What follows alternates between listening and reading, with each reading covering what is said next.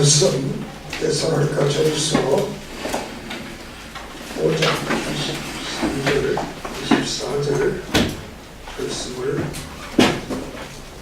큰 소리로 교독합니다.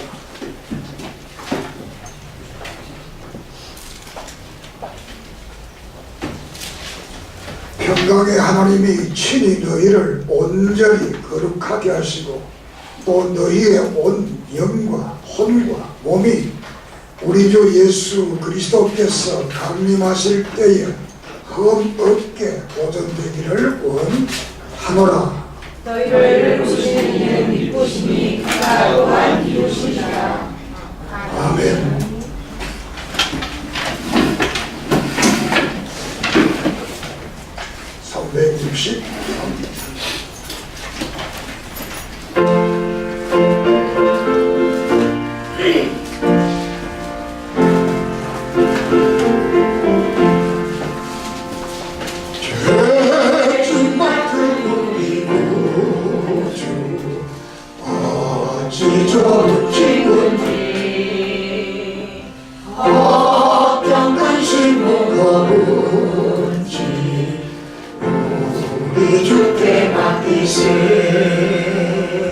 주께 고함 없는 도로 어디 가지 못하네.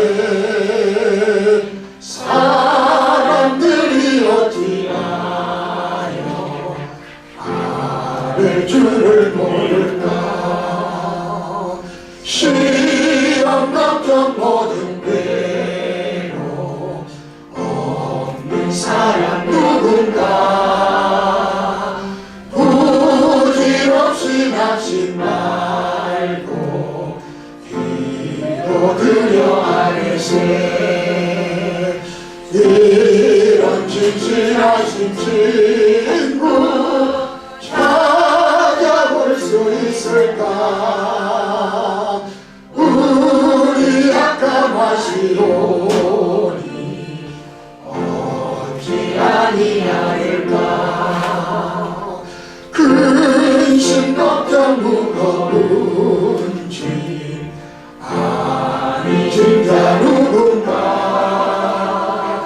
귀한처럼 우리 예수 주의 기도드리세. 세상 친구 멸시하고 너를 조롱하여도 예수 품에 안기려서 참된 위로 받겠네. 아멘. 하나님 감사합니다. 이 시간 말씀으로 역사해 주시옵소서. 깨닫게 하시옵소서. 믿게 하시옵소서. 우리의 삶의 역사가 나타나게 해 주시옵소서. 이 시간 복음의 능력을 통하여 우리들이 회복되는 역사 있게 해 주시옵소서. 예수님의 이름으로 기도드립니다. 아멘. 이 시간도 하나님의 은혜와 사랑과 축복이 여러분의 생활 속에 넘치기를 소망합니다. 오늘은 제목이 소망의 복음입니다. 데살로니가서로서는 종말에 대한 복음이고 종말을 어떻게 살아야 될 것인가 라는 것을 가르치는 말씀이 데살로니가서로서가 되겠습니다. 다시 말하면 하나님의 나라의 소망. 소망 있는 사람들은 불행하지 않습니다. 소망 있는 사람은 넘어지지 않습니다. 소망 있는 사람은 실패할지라도 다시 일어납니다. 왜? 소망이기 때문에. 세상 사람들은 막연한 소망을 가집니다. 우리 기독교인들은 막연한 소망이 아니라 하나님 속에 있는 소망, 말씀 속에 있는 소망을 가지기 때문에 그 소망은 우리 하나님께서 이루어 주십니다. 그러므로 그 하늘나라의 소망을 가지고 그 소망이 힘이 되고 능력이 되고 권능이 되고 삶을 승리하는 원동력이 될 줄을 믿습니다. 자, 오늘 이 데살로니가 전체를 이제 말씀을 드리겠는데, 이 데살로니가 교회는 바울이 이 유럽의 선교여행 두 번째 갔을 때 세운 교회가 되겠습니다. 첫째는 빌립보 교회를 세우게 되고, 이제 빌립보 좀 위에 있는 데살로니가에 가서 복음을 증거하게 됩니다. 그래서 이 성경은 52년에서 53년경에 기록되고 그때 세워졌던 교회가 되겠습니다. 53년이라면 우리나라 역사를 말하면 고구려 태조 왕건이 지휘하던 그 해입니다. 태조 왕건, 고구려를 세운 태조 왕건이 나라를 세웠던 그때가 바로 53년입니다. 그러니까 역사적으로 보면 대단히 오랜 역사의 사건을 우리가 보게 됩니다. 이 사건은 사도행전 16장, 17장에 데살로니가 교회를 세우게 된 자세한 이유들을 거기에 기록을 하고 있습니다. 그래서 이 데살로니가 교회는 바울이 특별히 어떤 그 의식을 가지고 세웠다 이렇게 할 수가 있습니다. 왜냐하면 데살로니가는 그때 당시 인구가 20만 명이 살았다 합니다. 근데 2000년 전에 인구가 20만 명의 도시라면 어마어마한 도시입니다. 우리가 5만 명이 살면 이제 한국에는 도시라 이렇게 명칭을 붙이는데 2000년 전에 20만 명이 살던 그런 도시가 바로 이 데살로니가 도시가 되겠습니다. 그래서 이 데살로니가는 마게도니아 지방의 행정 수도고 정치, 교통, 무역의 중심지인 이런 도시고 또 온천지대가 돼서 많은 사람들이 온천을 보게 되는 이런 지리적으로 중요한 그런 위치에 있었던 곳이기 때문에 바울이 이 지역을 복음하게 되면 그 지역 전체가 다 복음화되지 않겠나 하는 이런 비전을 가지고 이 데살로니가 교회를 세우게 됩니다. 그런데 데살로니가 교회를 세우게 되는데 이 데살로니가 교회는 바울이 한 5, 6개월 정도 목회를 합니다. 그런데 상상외로 아주 전도가 잘 되어서 사람들이 예수를 믿게 되는 이런 역사가 일어나게 됩니다. 그런데 늘 사도행전에서 보면 이렇게 복음의 역사가 일어나면 반대로 또 그 복음을 거절하는 사탄의 역사가 일어나게 됩니다. 그래서 유대 열성자들이 또 바울에게 와서 바울이 이 데살로니가에서 예수의 복음을 전하지 못하도록 비판을 하게 됩니다. 그래서 바울은 도저히 거기서 그 비판을 견디지 못했어. 죽을 정도의 고난을 줍니다. 그래서 그곳을 피해서 베레아로 오게 되고 또 베레아서 또 언니가 안 되니까 또 야덴에 오게 되고 또 야덴에서 안 되니까 고린도에 오게 되고 이렇게 해서 우리 고난을 피해서 오게 되면서 이 데살로니가 교회를 세웠으니까 성경에 나오는 자가 여러 번 가려고 그랬지만 사탄이 막아서 가지 못했다 이렇게 성경은 말을 하고 있습니다. 그래서 이제 자신이 이제 목회를 못하니까 결국 거기에다가 디모데를 이제 목회자로 보내게 됩니다. 그 디모데를 목회자로 보내서 목회를 하게 됩니다. 그런데 바울이 이제 교회를 세워보니까 성도들이 대단히 궁금합니다. 어떻게 믿음 생활 잘하고 있는가 이런 궁금한 차에 이제 디모데가 돌아오게 돼서 바울에게 이 데살로니가 교회에 대한 보고를 하게 됩니다.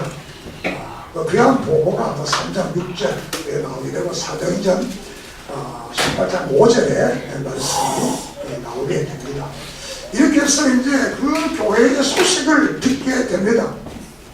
소식은 아주 바울이 염려했던 것보다는 아주 기분 좋은 그런 소식이었습니다. 데살로니가 교회는 그런 핍박과 그런 고난 가운데서도 저들이 아주 열심히 신앙생활을 하겠다. 그래서 3절에 보면 믿음의 역사, 사랑의 수고, 소망의 인내, 그리고 또 그것이 7절, 8절에 보면 1장에 보면 마게도니아와 아가야와 모든 지역의 데살로니가 교인들이 신앙생활을 잘 한다는 이런 그 소문이 퍼졌다.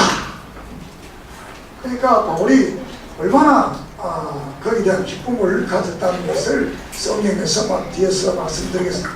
이렇게 해서 이제 좋은 소식이 왔습니다. 세상이라는 것은 호사다마란 말이 있잖아요. 그러니까 좋은 소식이 있으면 또 거기 또 문제가 있는 것이 우리의 인생사입니다. 그 좋은 소식이 있는 반면에 디모데가 하는 말 중에 여기 또 좋지 못한 소식이 있다는 거. 그건 뭐냐?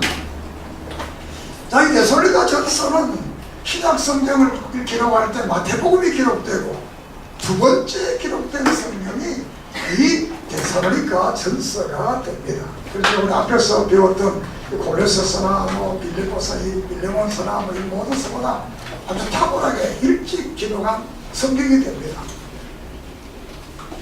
이 데살로니가 교회가 이런 그 성경을 일찍 기록하게 된 것은 초대교회의 모든 관심사가 사실은 예수님의 재림에 대해 관심을 가지고 있었어요. 예수님이 이제 하늘나라 성천하면서 내가 간대로 온다. 따라서 간대로 온다. 다시 부른다 온다 그랬으니까 이게 언제 오냐? 언제 오시느냐? 언제 올 건가? 여기에 대해서 대단한 관심을 가지게 되었던 겁니다. 그처럼 이렇게 예수님의 재림에 대한 관심을 가지게 되다 보니까 교회에 문제가 생기는데 이것은 오늘 또 동일한 문제가 되겠습니다.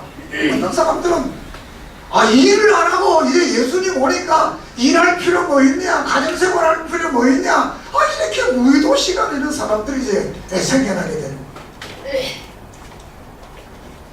그 두 번째로는 이 이방인들이 예수를 믿게 되고 하게 되니까 저들이 기독교의 진리를 잘 모릅니다. 2, 3개월 한 5, 6개월 정도의 이 복음을 듣고 어떻게 믿는 게 예수를 진짜 믿는 건가? 거기다 믿음이 없습니다. 그러니까 이교적인 삶을 살던 것을 그대로를 교회로 가지고 들어옵니다. 그냥 예수만 믿는 것이지 삶은 이교적 우상 숭배하고 윤리적으로 타락된 삶 그대로 교회를 가지고 들어옵니다. 그러니까 여기 보통 문제가 이제 기독교의 문화와 이교의 문화가 충돌이 생기게 됩니다. 기독교의 십계명과 복음은 이교의 문화를 거부하고 이교의 윤리적인 것, 부도덕한 거부하는데 그것을 그냥 니들 모르니까 그대로 이것을 이제 교회로 가지고 오는 이런 현상이 일어나는 겁니다. 그리고 세 번째 문제는 이제 재림하게 되면 죽은 사람 어떻게 되느냐, 이 문제가 대두가 됩니다. 죽은 사람 어떻게 되느냐. 그래서 사장에 가서는 이제 거기에 대한 말을 하게 됩니다. 죽은 사람들이 어떻게 되느냐 라는 문제에 대해서 이제 너무 사람들이 이제 사람이 죽게 되니까 너무 슬퍼하고 너무 막 우니까 왜? 이유가 뭡니까? 예수님 재림하면 못 만난다는 거지. 죽은 사람이 예수 재림 살아있는 이들이 이제 살아있는 사람만 예수님이 재림하면 만나고 천당한 사람은. 그러니까 죽은 사람은 어떻게 되느냐? 근데 우리가 예수를 믿었는데 이들이 죽는 거예요. 이 사람은 어떻게 되느냐? 이제 소망이 없는 사람들은 막 통과가 막 울고 막 난리를 치니까 이런 문제가 이제 생겨나서 이 문제를 이제 우리 이 서신을 통해서 해결을 하게 되는 말씀이 바로 이 데살로니가 전서의 말씀이 되겠습니다.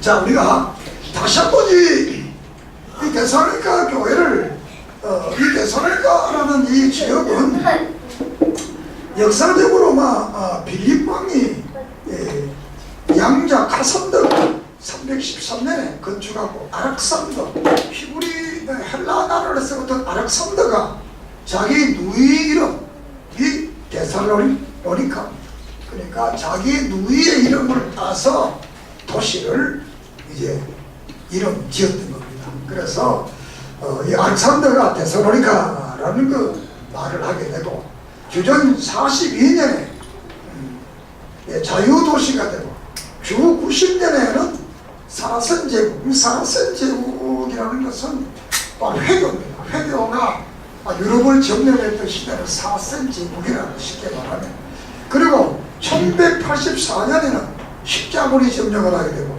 1430년에는 터키가 점령하게 돼서 이 데살로니카는 지금은 터키의 나라가 되겠습니다.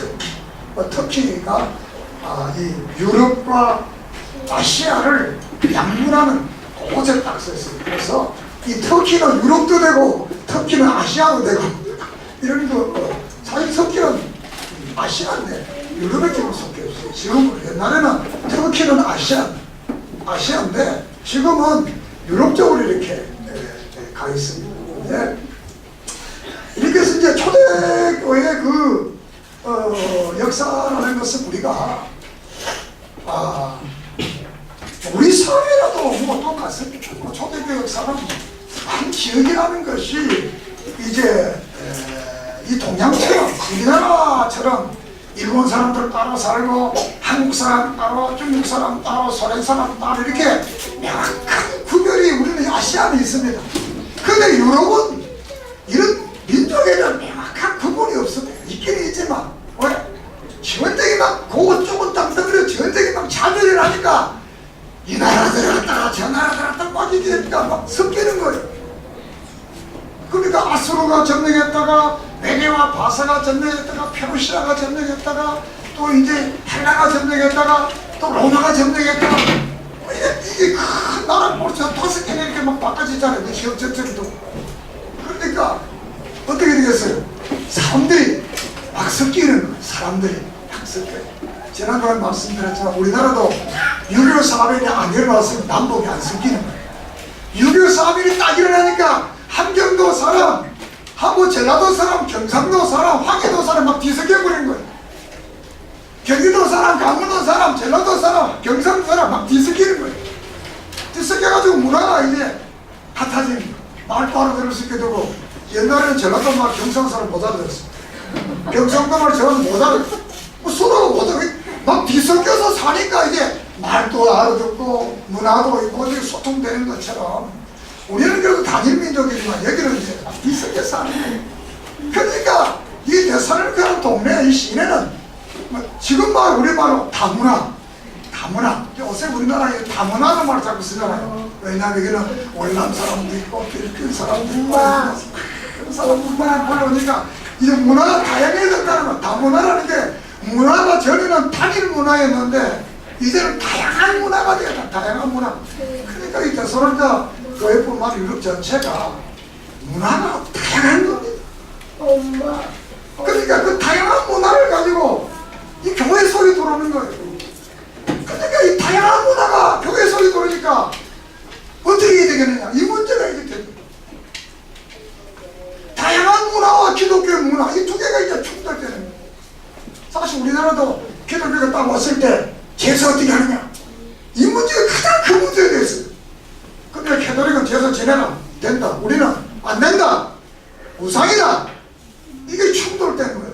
그래서 우리 교인들이 옛날 기독교 올 때 싫었던 그거 하나 조상 숭배를 안 한다는 하지 마라. 이게 이제 문화적 충돌. 오늘 또 예수 믿는 사람들이 기독교와 안 믿는 사람들이 살면 이 종교적 문화의 충돌이 일어나잖아요. 그러니까 여러분들은 꼭 예수 믿는 사람은 살아야 돼요. 알았어요? 안 믿는 사람하고 살면 이 문화적 충돌 극복하는 게 쉬울 것 같아도 이게 쉽지 않아. 이 문화적 충돌은 이게 되게 어렵습니다. 그래서 교인들이 이 문화적 충돌이 생깁니다. 믿음을 가진 사람들의 성결된 사람하고 저들이 이교적 사회, 저들은 바람 피고 여자 좋아하고 이런 걸 그 부자들이 하는 것이고 잘난 사람들이 하는 것이고 뭐 가정 이렇게 여자 많이 사는 게 그게 좋은 거야. 그 교회에 딱 들어오니까 이게 문제가 생기는 거야. 이런 문제들이 이제 상견의 관계, 노예와 주인과의 관계. 근데 교회 딱 들어오니까 주인이나 종이나 같은 형제다. 이게 믿어지질 않는 거야. 이게 이해가 안 되는 거야. 왜? 종과 주인이 같은 형제가 될 수가 없는데 영혼이가 같다는 거야. 그리고 로마인이나 헬라인이나 유대인이나 이방인이 같아질 수 없는데 교회 들어오니까 똑같은 하나님의 자녀요, 하나님의 백성이요, 하나님의 번성이요, 하나님의 신부고 다 같이 전당 간다는 거야.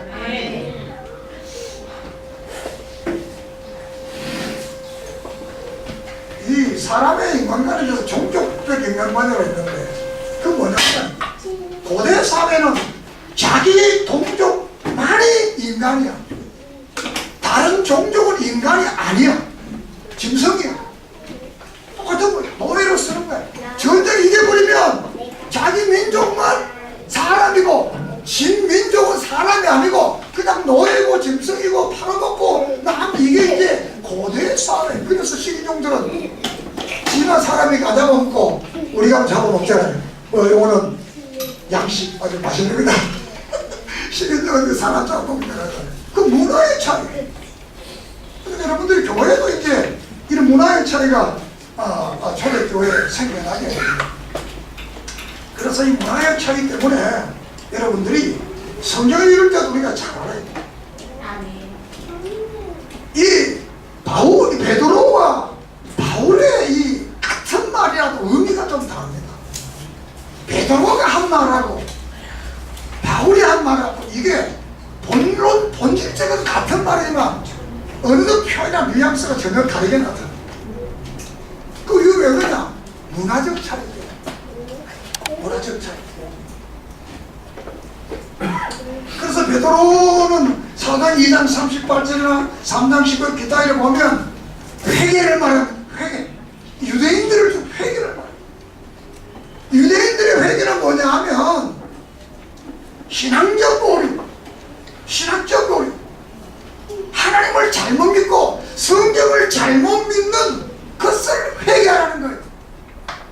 여기는 윤리적인 회개는 아주 없는 건 아니지만 그걸 왜?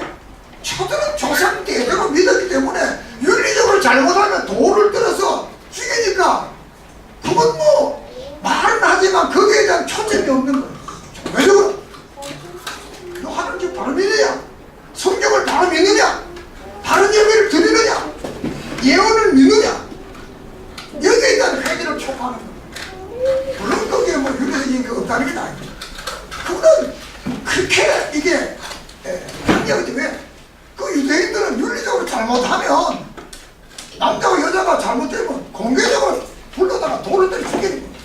그러니까 이건 그런 거 그런데 이 바울이 이제 이방교회에 향해서 같은 말을 합니다. 근데 바울은 그 회개를 할 때 이 세대를 범하지 말고 마음을 새롭게 함으로 변화를 받아라. 로마 12장 2절.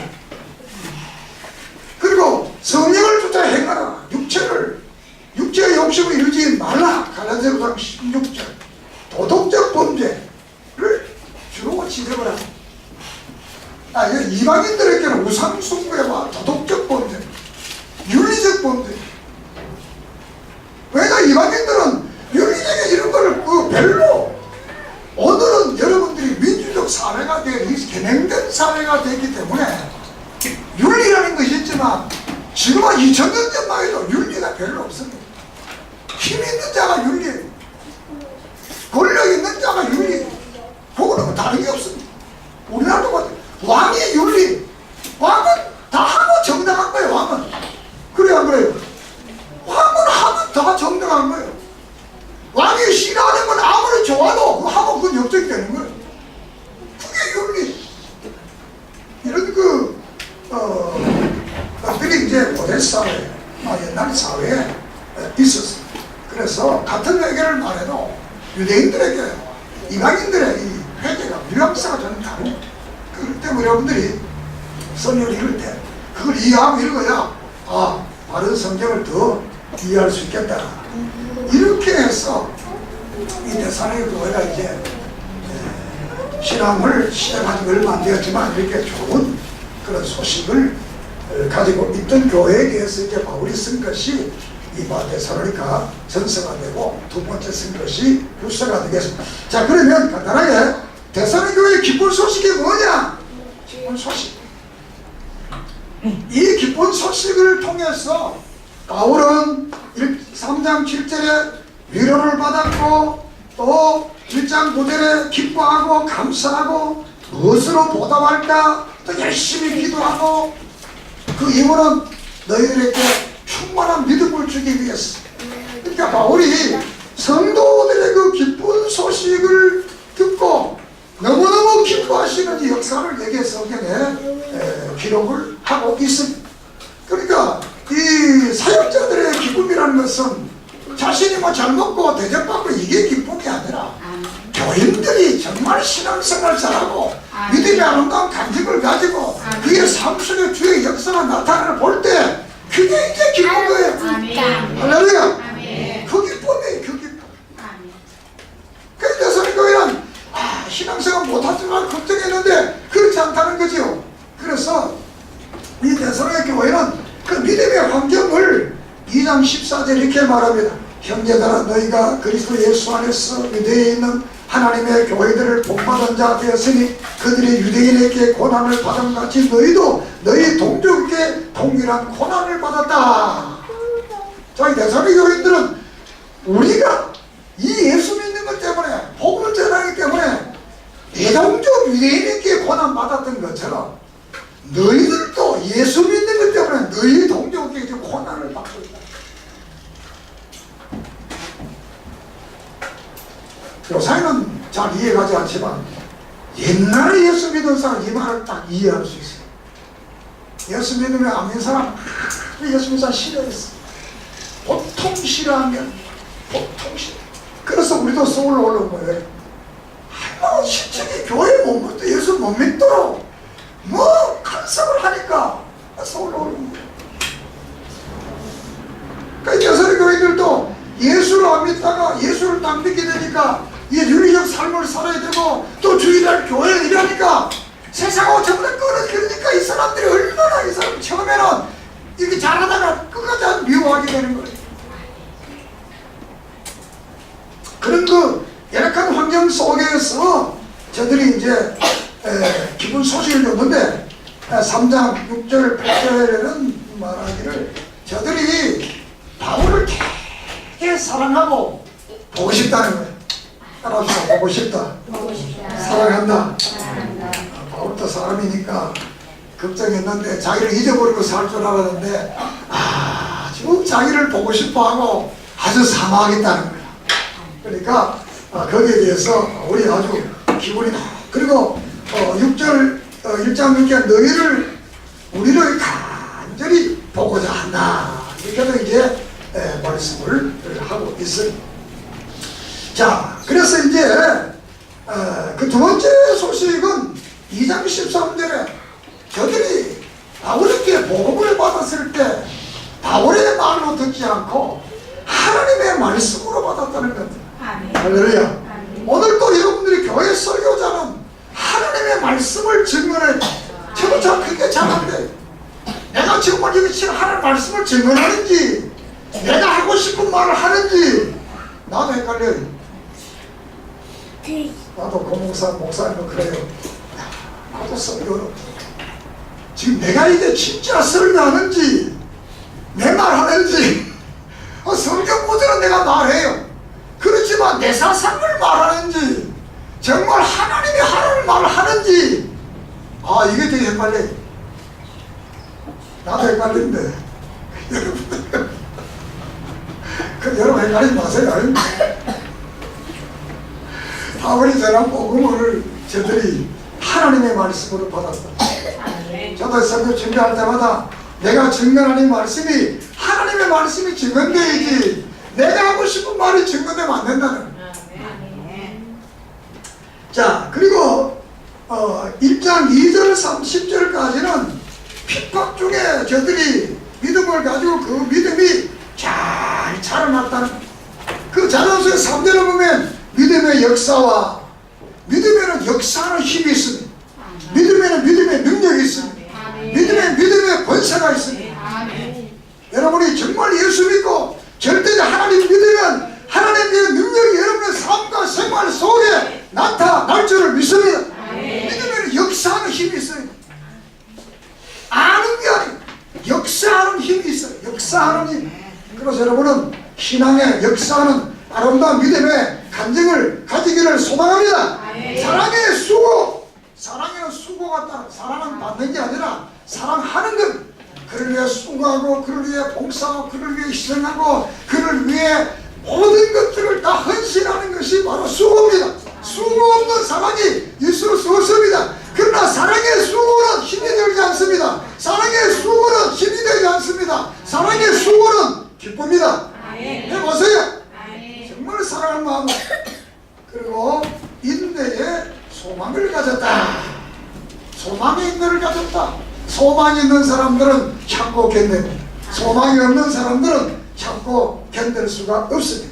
그래서 이 데살로니가 교회는 믿음의 역사와 사랑의 수고와 소망의 인내를 가지고 그 어려운 역경, 동족들의 이웃들의 그 모든 핍박과 고난을 참고 견디면서 이런 믿음이 자라나서 이제 보면 주의 말씀이 너희께로부터 마게도냐와 아가야면 들릴 뿐만 아니라 하나님 향한 너희 믿음의 소문이 각처에 퍼짐으로 우리는 말할 것도 없도다. 이렇게 사도 바울이 그들의 믿음에 대해서 여기에 칭찬을 하고 있는 것입니다. 그러므로 우리도 우리의 하나님의 나라의 소망을 가진 사람들에게는 믿음의 역사와 사랑의 수고가 있기를 소망합니다. 자, 그래서 바울이 그것을 1장 2절에 거기에 대해서 우리가 너희 모두로 말미암아 항상 하나님께 감사하며 기도할 때 너희를 기억합니다. 늘 기도하고 늘 감사하는 사람들, 주의 종들이 또 믿음의 사람들이 여러분의 기도할 때마다 늘 감사하고 또 감사하고 정말 기쁨으로 기도하고 싶은 그런 믿음의 삶을 사세요. 할렐루야. 오늘의 그런 삶은 주의를 우리가 하나님 앞에 이 봉사라는 것이 그냥 헌신한다는 의미도 있지만 봉사라는 것은 하나님께 쓰임받는다는 쓰임받는 게 가장 위대한 쓰임이 뭐냐? 예배로 쓰임받는 게 가장 위대한 쓰임. 예배드리는 게 봉사야. 쓰임받는 하나님의 사람으로 가장 멋지게 가장 복되게 가장 아름답게 쓰임받는 게 예배드리는 거죠. 할렐루야. 왜? 예배를 받아야 하나님께 복되게 합니다. 오늘 여러분 예배에 쓰임받은 여러분을 축하합니다. 예배에 쓰임을 여러분들 축복합니다. 늘 예배에 쓰임받으세요. 늘 그렇게 하나님 감사하고 기도했다. 자, 부정적인 면은 뭐냐? 무의도시 가는 사람들 4장 11절에 12절 일 안 하고 다 밥만 먹고 일수가 제일 나니까 일할 것 없다 이렇게 그러니까 일하기 싫으면 먹지 말라 그랬어.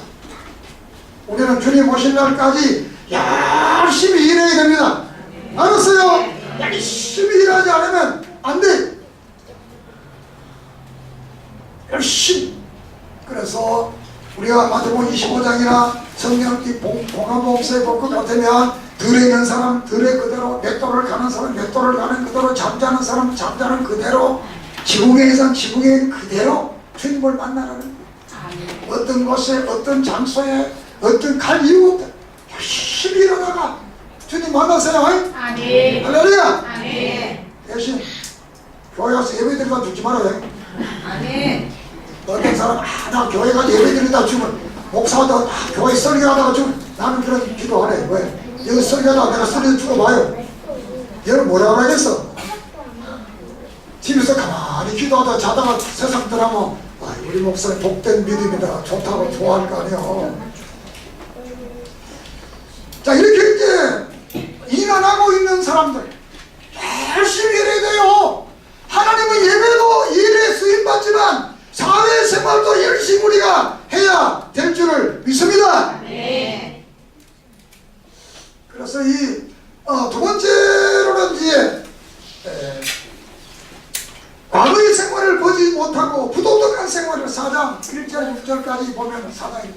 부도덕한 비윤리적 삶을 사는 것. 그래서 가정생활, 직장생활, 이 모든 생활을 섬겨라, 거룩하라, 거룩하라. 이 데살로니가서에는 거룩하라는 말이 자주 나와요. 거룩하라, 거룩하라. 오늘 읽은 본문에서도 이제 거룩해서 우리 주님 오실 때 영과 혼과 몸이 주님을 만나기에 부족함이 없도록 보존되기를 원한다. 이렇게 말씀하고 있습니다. 그래서 부도덕한 생활을 보내고 성실한 생활, 경건한 생활, 단정한 생활. 그래서 4장 11절 12절이라든가 이 단정하라는 말 예의 바르게 생활해서 이 궁핍함이 없도록 해라. 예의 바르게 생활해서 궁핍함이 없도록 해라. 이렇게 성경은 말하고 있습니다. 그러니까 우리가 예수 믿는 사람들 삶도 잘 살아야 돼요. 잘 살려면 열심히 일해야 돼요. 그래서 궁핍함 없도록 하라는 거예요. 알았어요? 부자되라는 말은 아니고 궁핍함 없도록 하라. 우리가 직장생활 하는 거 좋은 겁니다. 열심히 하세요. 그리고 네 번째로는 재림신앙에 대해서 말하는데 가족의 죽음에 대해서 아무 슬퍼하지 말라. 13절 형제들아 자는 자들에 대해 너희가 알지 못하 원치 않으라. 이런 소망 없는 다름과 같이 슬퍼하지 않게 합니다. 왜냐하면 소망이 없는 부활이 없고 하늘나라에 가는 사람들이 사람이 죽으니 막 울고 막 통곡하고 그러니까 여기 또 믿는 사람들도 그걸 모르니까 같이 함께 통곡하고 막 억울하다 안을 치고 막 이렇게 하니까 그러지 마라. 우리가 예수 위에 죽으셨다가 다시 살아남을 믿을진데 이와 같이 예수 안에서 자는 자들도 하나님이 그와 함께 데리러 오시리라. 그러니까 너무 울지 마라. 왜? 주님이 땅에 오실 때 자는 자들이 부활해서 데리고 오는 그런 날이 있다는 겁니다. 우리가 주의 말씀 너희에게 이것을 말하러 주께서 강림할 때까지 우리 살아남아있는 자도 저들 자는 자보다 결코 앞서지 못하리라. 주께서 호렘과 천사장의 소리와 하나님의 나팔 소리로 친히 하늘로부터 강림하시리니 그리스도 안에서 죽은 자들이 먼저 일어나고 그 후에야 우리 살아남은 자들도 그들과 함께 구름 속으로 끌려 공중에서 주를 영접하게 하시리니 그리하여 우리가 항상 주와 함께 있으리라. 할렐루야. 주님이 오시면 자는 자들이 먼저 부활하고 살아있는 자들이 변화돼서 우리 주님을 만나서 영원한 하늘나라에서 영원토록 사니까 너무 세상에서 너무 걱정하지 말고 너무 울고 너무 억울하게 생각하지 마라. 할렐루야. 여러분도 건강하게 살다가 주님 오시면 만나게 되고 못 만나면 죽어도 다시 살아있는 사람보다 먼저 부활해서 주님을 배울 줄을 믿고 걱정하지 말고 인생을 아름답게 소망 가운데 살아가기를 바랍니다. 그러므로 이런 날로 서로 위로하라. 서로 위로해라. 그래서 우리는 바로 주님이 오시면 부활하고 변화돼서 그분을 만날 수가 있습니다. 자, 그러면 세 번째로 전도자의 자세, 바울의 자세를 얘기해 볼 수 있는데 이것은 목회자의 자세이며 성도와 성도들의 자세가 되겠습니다. 2장 1절에 전도가 헛되지 않다. 전도는 헛되지 않다는 것입니다. 2장 2절에 전도하기 위해서 고난을 받아야 돼. 전도자는 고난 받는다는 겁니다. 또 전도는 2장 2절에 하나님께로 인도는 싸움이다. 전쟁이라. 전쟁에 비유했습니다. 2장 2절에 전도는 복음을 전하는 거다. 전도는 예수를 전하는 겁니다. 또 2장 3절 4절에 전도는 사람의 이상에 나온 것이 아니고 하나님께로부터 온 것이다 라고 고백을 합니다. 2장 5절에 전도는 사람에게 아첨하는 것이 아니라는 겁니다. 또 2장 6절에 하나님의 영광을 구하는 것이라 사람의 영광을 구하는 것이 아니라 사람에게 아첨하는 것이 아니라 하나님의 영광을 구하는 것. 2장 7절은 전도는 유모와 같다. 젖먹이는 어머니와 같다 그랬습니다. 또 2장 8절에 전도는 순교자적 사명을 가지고 전도해야 된다 그랬습니다. 또 2장 9절에 전도자는 상대에게 짐이 되면 안 된다는 거예요. 다른 사람이 짐되게 전도하면 안 된다는 거예요. 또 2장 10절에 전도자는 사람에게 인정을 받아야 된다는 거예요. 사람에게 인정. 여러분은 사람 인정받습니까? 가족에게 인정받습니까? 이웃에게 인정받습니까? 인정 못 받으면 전도자 인정받아야 전도자가 될 수 있다는 것. 2장 11절 전도자는 위로와 권면과 경계가 있어야 된다. 전도자를 위로하고 또 권면하고 경계. 그리고 2장 12절에 전도자는 피전도인들이 하나님 합당해야 된다. 전도받은 사람들이 하나님께 합당한 삶을 살도록 전도해야 된다는 사실을 여기에 바울은 말하고 있습니다. 자, 끝으로 권면과 부탁입니다. 권면과 부탁. 그러니까 여러분들은 권면을 잘 듣고 주의 종의 부탁을 좀 잘 들으세요. 알았어요? 자, 5장 14절에 형제들아 너희를 권하노니 게으른 자들은 권계란 경고하라는 겁니다. 하며 마음이 약한 자들은 격려하고, 마음이 약한 믿음이 좀 약한 격려를 잘 칭찬을 좀 해라. 힘이 없는 사람들은 붙들어주라. 힘이 붙들어줘야 돼. 좀 기다리라. 그래서 모든 사람에게 오래 참으라. 참을 줄 알아야 돼. 감정대로 인생을 살면 안 돼요. 알았어요? 감정 좀 참으세요. 자, 4장 1절에서 12절 하나님을 기쁘시게 해라. 예수 안에서 너희에게 구하고 권하니 너희가 마땅히 어떻게 행하며 하나님을 기쁘시게 할 수 있는지를 우리에게 배웠으니 또 너희가 행하라. 하나님을 기쁘시게 하는 삶을 살아라. 하나님을 기쁘시게 하는 삶. 그래서 이 3절 7절은 바른 가정생활, 가정도 하나님이 기뻐하시는 가정. 그 다음에 6절 9절에는 형제를 위하여 사람을 재버리지 말라. 이런 하나님을 재버리나 형제끼리 우애하고 형제끼리 사랑하고 형제를 미워하고 형제를 평가하고 형제를 버리지 말라는 거예요. 형제에게 하는 거 하나님께 하는 것이라는 거예요. 9장 10절에는 형제들을 사랑하라.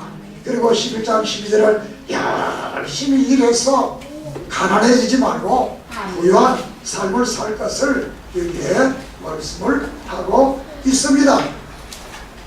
읽어보겠습니다. 또 너희에게 간 것까지 조용히 자기를 하고 너희 손으로 일하기를 힘쓰라. 이는 외인에 대하여 단정히 행하고 또한 아무 공포가 없게 하려 함이니라. 4장 10절 11절 12절 이렇게 말씀이 되겠습니다. 자, 그 다음에 두 번째 바른 재림의 신앙. 4장 13절에서 5장 24절까지입니다. 23절에 재림의 때까지 영과 몸을 험없게 보존하라. 오늘 읽은 보면 예수님이 재림하실 때까지 영이나 몸이나 혼이나 아주 거룩하게 보존해야 된다는, 그래야만이 우리가 주님을 만날 수가 있다라는 겁니다.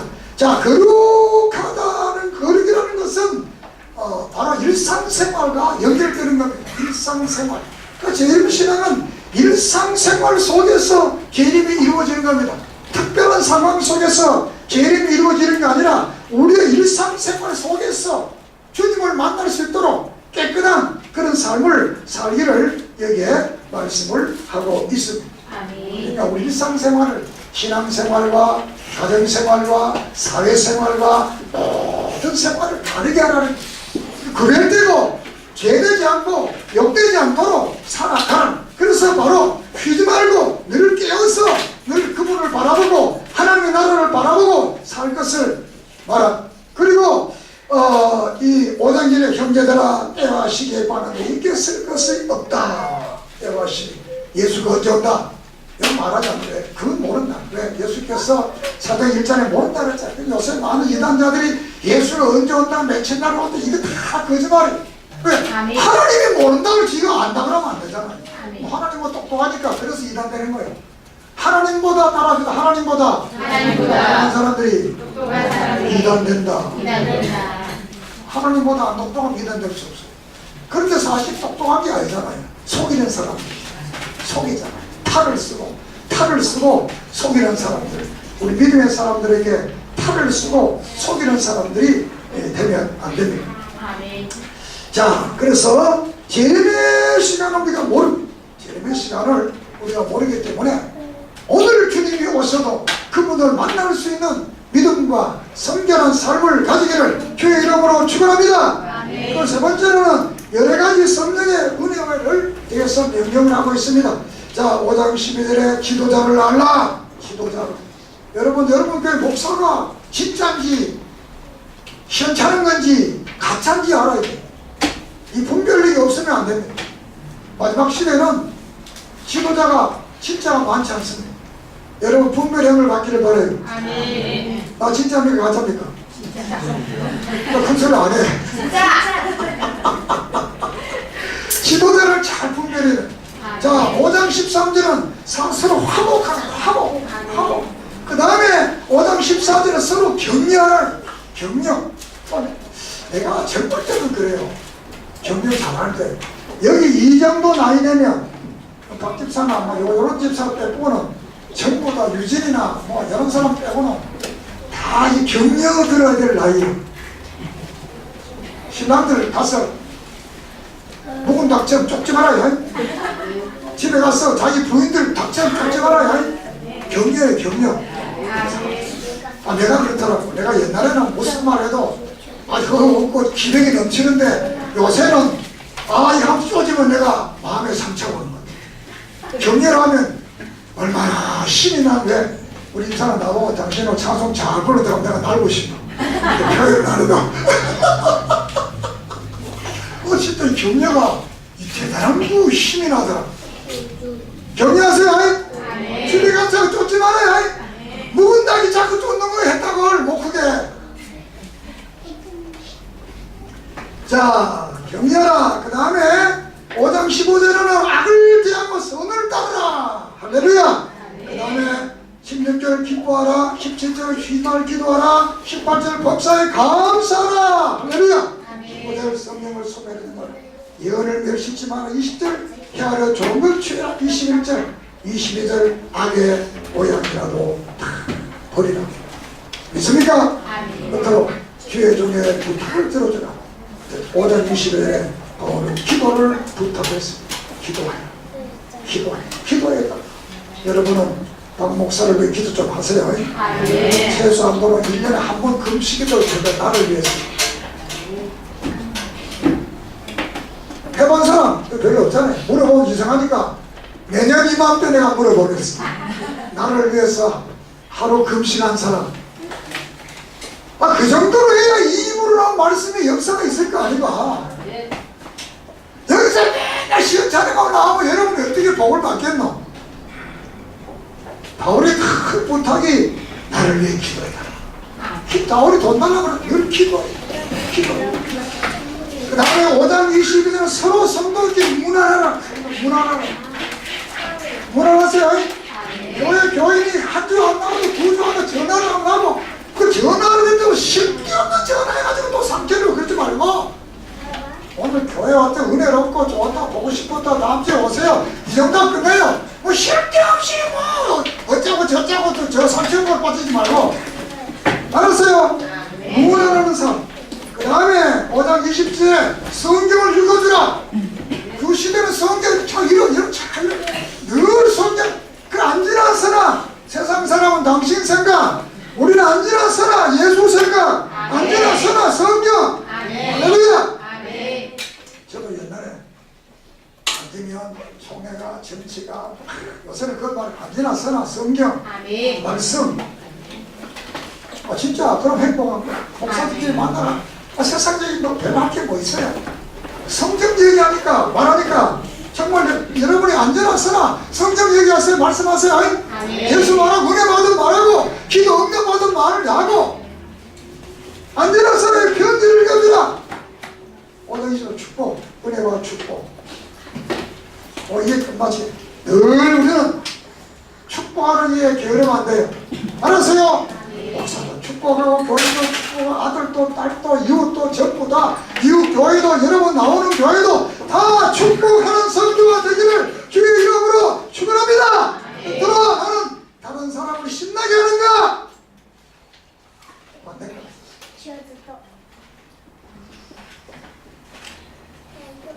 우리는 정말 다른 사람을 신나게 하는 사람.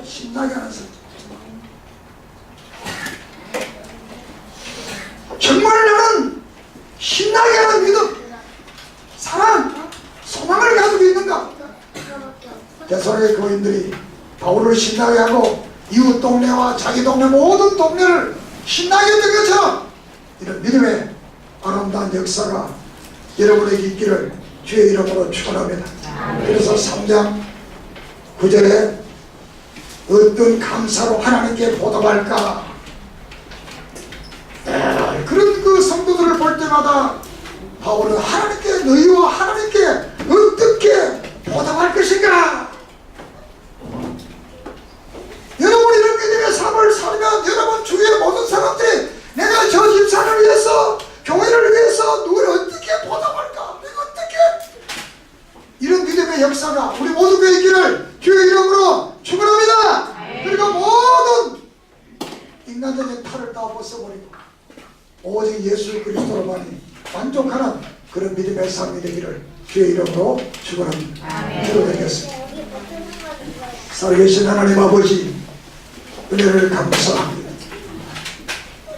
우리는 정말 하나님을 기쁘시게 하며 주의 뜻대로 살아왔는지 자신을 돌아보게 해주시옵소서. 우리에게 믿음의 역사가 일어나며 사랑의 수고가 있으며 소망의 인내가 있는지 자신을 돌아보게 하시고, 나는 다른 사람을 실망시키는 자인지 그저 신나게 하는 자인지 자신을 돌아보았습니다. 앞으로의 모든 삶이 다른 사람을, 주님을, 주의 종들을, 믿음의 사람들을 신나게 하는 복된 사람들 되게 해주시옵소서. 우리 주님 오실 때 혼과 영과 몸이 거룩하게 보존되는 믿음의 아름다운 사람들 되게 해주시옵소서. 하나님은 믿으신 이루어나게 삶이 그 이루의 역사가 일어나게 해 주시옵소서. 예수님의 이름으로 기도드립니다. 아멘. 자, 일어나서서 찬송가 369장